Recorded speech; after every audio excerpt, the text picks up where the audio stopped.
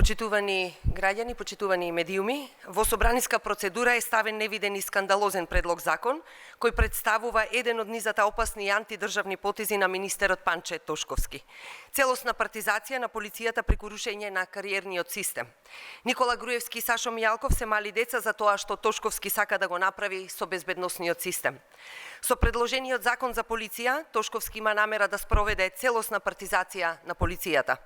Ова ќе се направи преку рушење на кариерниот и професионалниот систем на Министерството за внатрешни работи. Министерот Тошковски бесрамно ги намалува сите критериуми и стандарди за вработените во полицијата, со намера да воспостави систем за окупација на Министерството за внатрешни работи преку партиски послушници. За професионалците повеќе нема да има место во Министерството за внатрешни работи. Скандалозни измени, овие скандалозни измени дефинитивно ќе имаат далекосежни последици. Проследете внимателно клучните точки кои ја загрозуваат безбедноста и професионалноста. Намалување на критериумите за образование и искуство. Бесрамно се симнуваат критериумите за потребното образование и се намалува бараното искуство за највисоките оперативни позиции во Министерството за внатрешни работи. Со ова ќе може да се инсталираат исклучиво партиски лојалисти без адекватно образование и кредибилно искуство. Доколку ова се случи, безбедноста на граѓаните е сериозно доведена во прашање.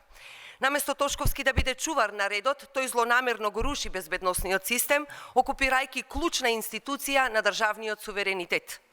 Второ, бришење на условите за раководни функции. Тошковски ги брише условите за минимум 6 години искуство и 4 години раководна функција за началници на СВР. Своеволно да поставува било кого на овие клучни позиции. Додека полицајци со децении ризикуваат животи, работат прекувремено и се доусовршуваат, новите шефови ќе влегуваат на задна врата за партиски да го окупираат Министерството за внатрешни работи, претворајќи го во партиска милиција или приватна параполиција. Под 3. Укинување на регионалните центри за гранични работи. Панче Тошковски предлага укинување на регионалните центри за гранични работи, што почитувани значи директен удар по суверенитетот и безбедноста на границите. Наместо да ја јакне граничната контрола, Тошковски ја урива. Дали ова е подготовка за прием на мигранти? Под 4. Бришење податоци од полициски евиденции. Замислете, Тошковски сака да брише податоци од полициските евиденции, наместо тие трајно да останат архивирани. Ова е дрска правна заврзлама, која има за цел да ги скрие сите траги и злоупотреби и криминал. Под 5. Подигање на старосната граница за вработување.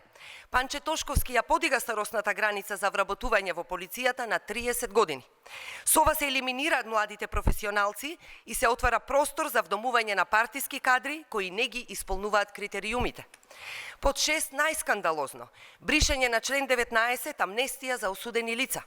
Најскандалозен е предлогот за бришење на член 19, со кој Тошковски сака да овозможи во полицијата да останат лица кои се осудени и кои имаат забрана за работа, а при тоа да бидат амнестирани од одговорност по одлука на министерот.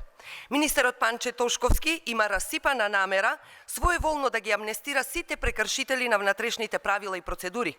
Наместо да ги штити граѓаните, Панче се ставил во функција на легализација на беззаконието и заштита на криминалот. Од друга страна, со предложените измени, му се овозможува на Тошковски секој што и на криво ќе го погледне да биде лишен од слобода. Дали Панче Тошковски со овој закон станува главен партиски мафијаш? Почитувани, ова не се случајни измени, ова е опасен план за рушење на безбедносниот систем и суверенитетот на државата и претворање на полицијата во партиска парамилиција на ВМРО ДПМН, која ќе служи за политички прогон и ќе служи за заштита на криминалот.